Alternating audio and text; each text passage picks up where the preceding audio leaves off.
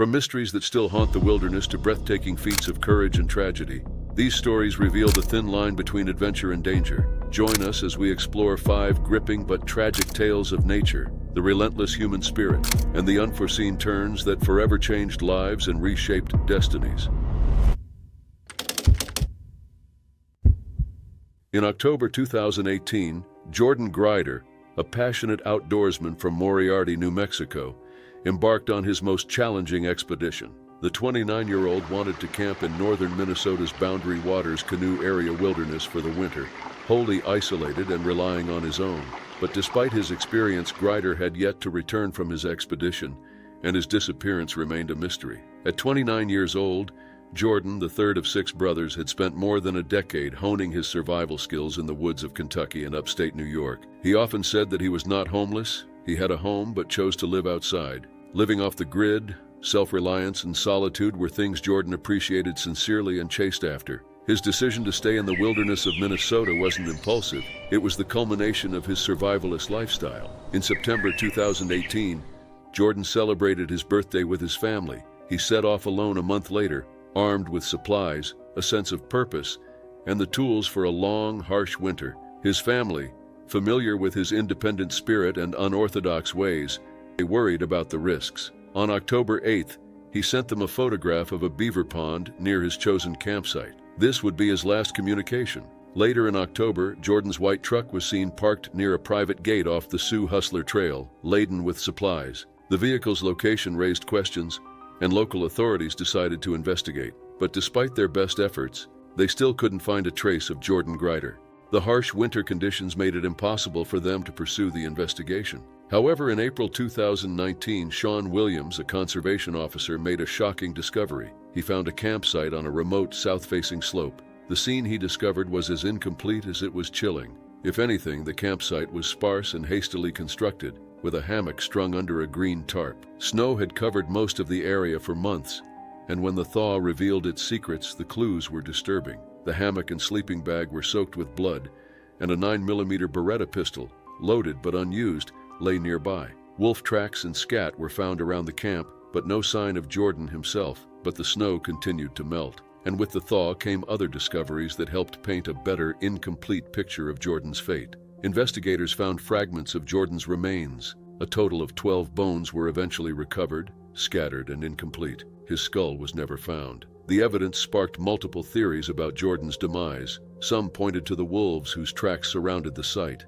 His mother, Rebecca Grider, believed a pack had ambushed her son as he slept, claiming that her son might have been caught the first night. However, researchers, including Thomas Gable of the Voyageurs Wolf Project, were skeptical. Gable noted that wolf attacks on humans were exceedingly rare, especially in Minnesota, where no fatal wolf encounters had been documented since the 1800s. Moreover, the campsite showed no signs of a violent struggle. The hammock and tarp were intact, and the concentrated blood suggested a stationary injury rather than a chaotic attack. Another theory considered it a tragic accident. Jordan was known to keep his knives razor sharp, and some speculated that he might have fatally cut himself while shaving or carving wood. Investigators found items resembling makeshift bandages near the tent, hinting at an attempt to treat an injury. However, no blades with blood were recovered, and family members doubted Jordan would return to his hammock after such an accident. The sheer volume of blood in the hammock also contradicted the idea of a minor, manageable wound.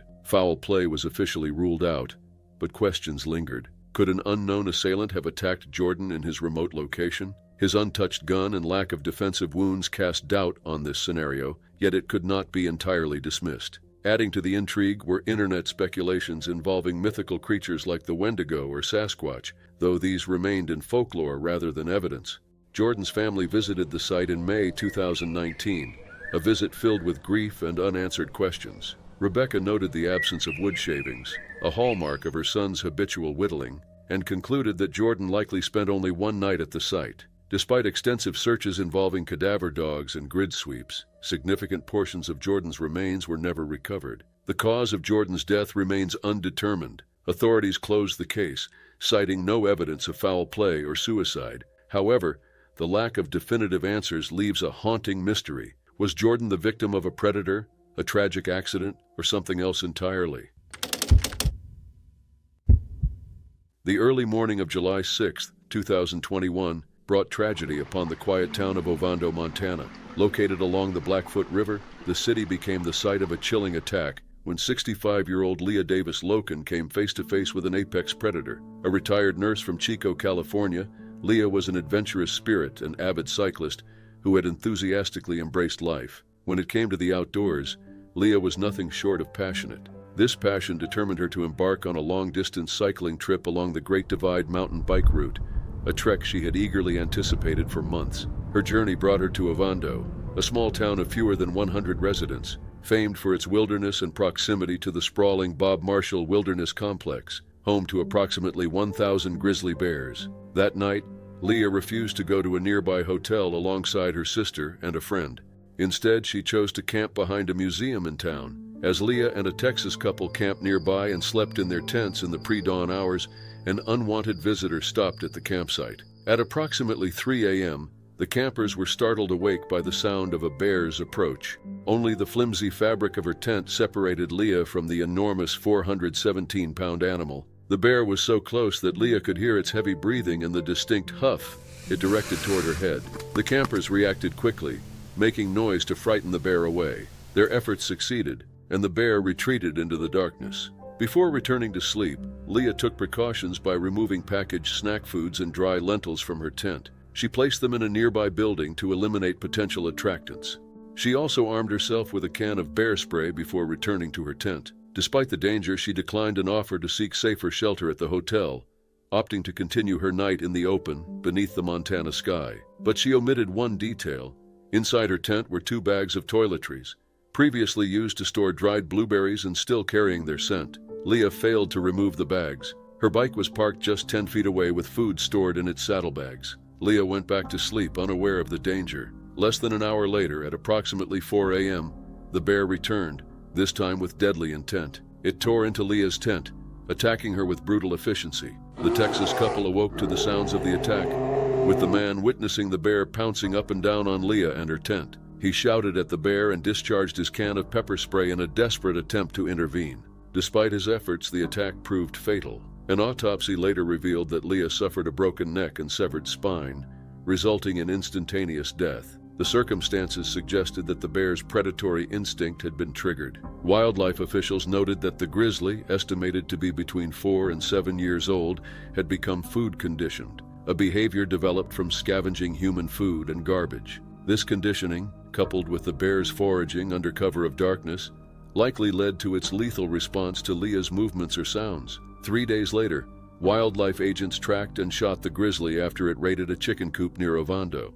DNA tests confirmed it was the same bear responsible for Leah's death. The incident, though rare, underscored the increasing conflict between humans and grizzlies in the northern Rockies, where expanding bear populations intersect with human activities. Leah's death sparked calls for improved safety measures for outdoor enthusiasts. Investigators recommended educating participants in the Great Divide mountain bike route and similar adventures about camping in bear country, including proper food storage and the necessity of carrying bear spray. Wildlife officials also emphasized the importance of seeking shelter in a building or vehicle if a bear approached a tent, rather than returning to sleep in the exact location.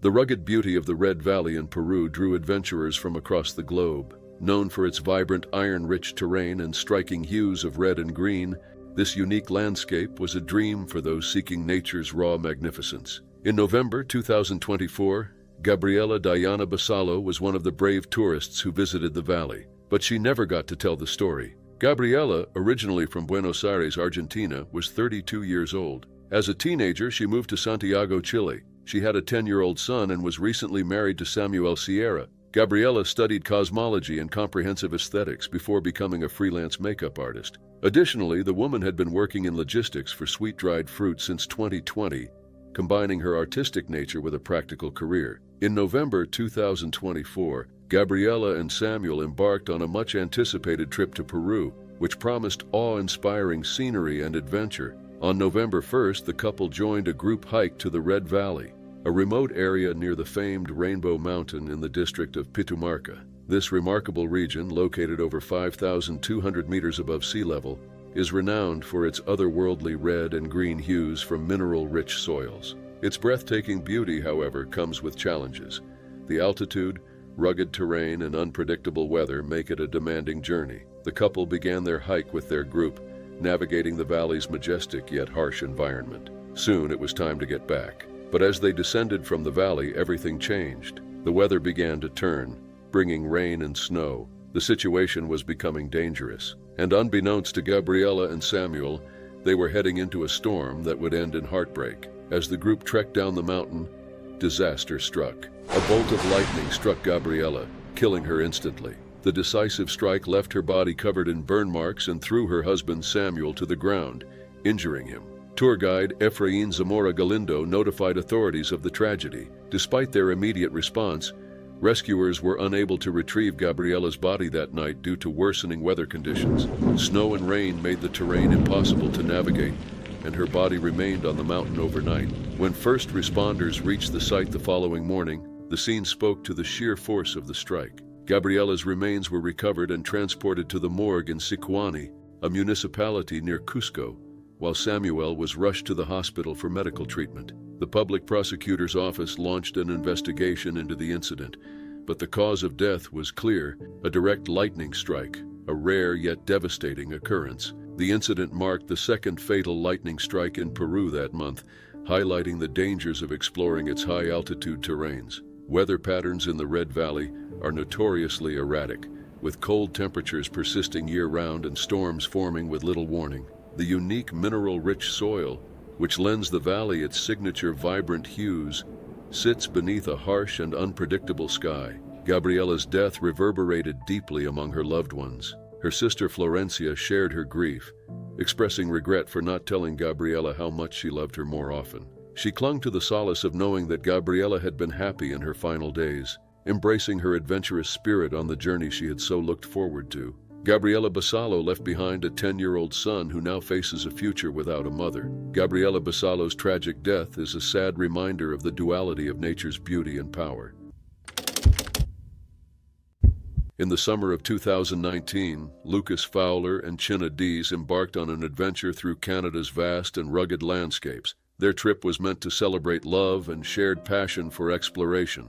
Instead, it turned into an unspeakable tragedy. At 23 years old, Lucas Fowler was an Australian from Sydney, the fourth child in a close-knit family. His upbringing fostered a love for the outdoors, riding dirt bikes and camping. After a 2-year backpacking journey worldwide, he met Chinna in Croatia. Chinna Dees, 24, was from North Carolina and the youngest in her family. She shared Lucas's love of travel, kindness, and adventure. The couple had spent Christmas together in the U.S. before Lucas returned to work on a remote Canadian ranch. From there, they planned a 10-day road trip to explore British Columbia in Lucas's carefully restored 1986 blue Chevrolet van. On July 14th, Lucas and Chinna's van broke down along the Alaska Highway about 20 kilometers south of Liard Hot Springs, a remote and scenic area in northern British Columbia. Despite the setback, they seemed undeterred. Passers-by reported seeing the couple smiling and enjoying a picnic as they worked to restart the van. They were described as carefree and happy, embodying the adventurous spirit that had brought them together. The following day, July 15th, their lifeless bodies were discovered in a ditch near the van. A highway worker, Trevor Pierre, found them lying 5 meters apart with visible gunshot wounds. Their heads faced west. Their van's back doors were open and the windows smashed. The gruesome scene left no doubt that this was a double homicide. It took authorities 3 days to identify the victims due to the nature of their injuries. The shocking murders of 2 young, vibrant travelers reverberated across Canada and beyond. Lucas's parents, devastated by the loss of their son, flew to Canada to bring his body home. Stephen Fowler, Lucas's father and a senior detective in New South Wales, struggled to reconcile his professional experience with the personal weight of losing a child to such violence. Chinna's family in North Carolina faced similar heartbreak, remembering her as a loving sister and daughter who embraced life enthusiastically and kindly. As investigators pieced together the timeline, they connected Lucas and Chinna's murders to a series of violent events in British Columbia. 4 days after their deaths, the body of Leonard Dyke, a 64-year-old university lecturer, was discovered 470 kilometers away, near a burned-out pickup truck on Highway 37. Cam McLeod, 18, had driven the car, and Briar Schmigelski, 19, 2 teenagers from Port Alberni, British Columbia, who had initially been reported missing. The investigation quickly turned into a nationwide search as authorities linked McLeod and Schmigelski to all three murders. The search spanned 3 provinces over the next 15 days, capturing international attention. Before fleeing the dense northern wilderness, the fugitives drove Dyke's stolen RAV4 over 3,000 kilometers east to Gillam, Manitoba. The chase ended on August 7th when their bodies were found in the bush. They had died from self-inflicted gunshot wounds. For Lucas and Chinna's families, the discovery of the killers brought some answers but little comfort. The random nature of the crime made it all the more incomprehensible. They had lost 2 young people who embodied positivity and a zest for life, cut down in a senseless act of violence. At their funerals, Lucas and Chinna were remembered for the love they shared and the happiness they brought to those around them. CCTV footage from a gas station captured just days before their deaths showed them embracing and working together to clean their van's windows, a poignant reminder of their bond and shared adventure. On June 30th, 2019, Austin Howell, a renowned free climber known for his daring ascents without ropes or harnesses, set out on what was supposed to be another one of his unusual but successful climbs. At Short-Off Mountain in Linville Gorge, North Carolina, he pursued his passion with the unyielding intensity that had defined his life. But by late morning, the mountain bore witness to a devastating accident. Austin Howell, 31, was not a climber who blended into the crowd. Born in Friendswood, Texas, he discovered climbing at 19 while attending the University of Houston. His early years were marked by ambition and an unrelenting drive, but his path was not without obstacles. In 2008, he survived a 35-foot fall at an indoor climbing wall, fracturing vertebrae and multiple bones. The accident left him grappling with both visible and invisible scars, including a brain injury that his family believed contributed to lifelong struggles with depression. Yet, climbing became his anchor, a pursuit that challenged and brought him peace. Howell eventually dropped out of college to pursue climbing full-time. He became a devoted free soloist, scaling rock faces without ropes or safety gear, relying solely on precision, preparation, and a deep connection to the rock. His feats were extraordinary. He soloed some of the most challenging routes in the United States, often tackling dozens of climbs daily. For Howell, free soloing was not a death wish, but a form of therapy, a way to silence the noise of his mind and find clarity in movement. Howell and photographer Ben Wu arrived at Short-Off Mountain on that fateful Sunday. Howell began the day soloing routes such as Dopey Duck and Golden Rule, displaying the technical mastery and composure that had earned him admiration and a devoted following. Wu captured photographs before leaving the site while Howell continued to climb. Descending nearby, some spotted Howell on the steepest section of a challenging wall. Dressed in his signature tie-dye shirt and cap, he was attempting a challenging route, likely Energizer. As they watched, Howell made a dynamic move to a flake, a risky maneuver even by his standards. Suddenly, something went wrong. Collins heard him scream before he fell 80 feet. Collins and Massey rushed to the top of the cliff and rappelled down to Howell's body. Massey attempted CPR, but Howell had sustained catastrophic injuries. Emergency responders arrived approximately 90 minutes later, but Howell was pronounced dead at the scene around 1:30 p.m. Officials described the section of the mountain from which he fell as one of the most challenging portions, where even the slightest miscalculation could lead to disaster. Initial reports suggested that a hold may have broken, underscoring the inherent unpredictability of free soloing. For Howell's family and friends, the tragedy was both shocking and, perhaps, an inevitable risk of his chosen path. His mother, Terry Zinke Jackson, had always worried about his passion for climbing, particularly after his earlier accidents. She remembered their disputes over his determination to return to the sport despite doctors' warnings that his balance and hearing loss from previous injuries would limit him. Yet, Howell had been resolute, cutting off his casts and neck brace to resume climbing just weeks into recovery. Through his blog, social media, and public appearances, Howell had openly shared his struggles with mental health, describing climbing as his sanctuary. He lived by the mantra, "Life is an inherently dangerous sport," a reflection of his philosophy that calculated risk was a natural part of existence. His Instagram posts, often accompanied by candid reflections, resonated with thousands who admired his authenticity and courage. In the days following his death, tributes poured in from the climbing community and beyond. Friends described Howell as a generous and inspiring figure who welcomed climbers of all levels. For many, Howell wasn't just a climber. He was a mentor, a friend, and a beacon of what it meant to live boldly and selflessly.